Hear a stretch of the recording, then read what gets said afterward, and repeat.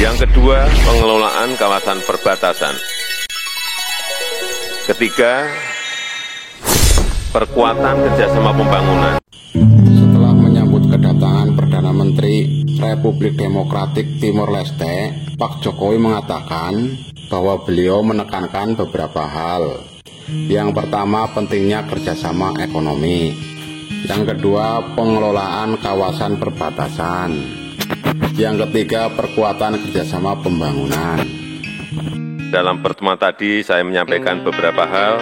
Yang pertama, saya menekankan pentingnya kerjasama ekonomi. Yang kedua, pengelolaan kawasan perbatasan. Ketiga, perkuatan kerjasama pembangunan. Dalam kerjasama ekonomi antara Indonesia dengan Timor Leste, Pak Jokowi mengatakan bahwa beliau menyambut baik terus meningkatnya hubungan perdagangan antara kedua negara. Dan Indonesia Timor Leste berkomitmen untuk mengintensifkan pembahasan mengenai pengembangan kawasan ekonomi di wilayah perbatasan antara NTT dan OEKUC. Indonesia Timor Leste sepakat untuk mendorong dimulainya perundingan pembentukan bilateral investment treaty. Presiden Jokowi juga menyambut baik peningkatan konektivitas darat, peluncuran perdana trayek rute bus antara Kupang Dili. Beliau juga mendorong agar biaya logistik transportasi laut untuk kegiatan bisnis dapat diturunkan.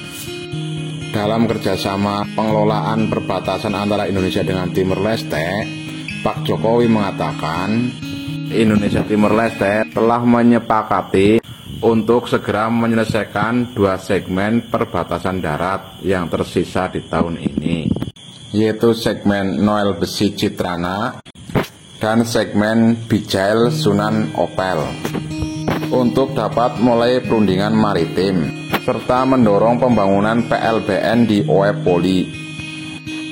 Dalam kerjasama perkuatan pembangunan antara Indonesia dan Timor Leste, Pak Jokowi mengatakan sejak tahun 2006 terdapat 258 kegiatan kerjasama pembangunan yang melibatkan ribuan peserta Timor Leste. Dan dalam 2 tahun terakhir, Indonesia juga telah memberikan 489 beasiswa bagi para pelajar Timor Leste. Dan pada waktu Pak Jokowi kunjung ke kota Medan, dia mengatakan bahwa mungkin 1 tahun 2 tahun nanti akan ada perubahan besar. Dimulainya penataan kota di kota Medan, kita melihat dalam setahun 2 tahun ini akan terjadi perubahan besar. Pak Presiden Jokowi juga mengatakan tentang penataan lapangan Merdeka, penataan di Kesawan, tentu saja dengan diisi dengan kegiatan dan event-event tuturnya.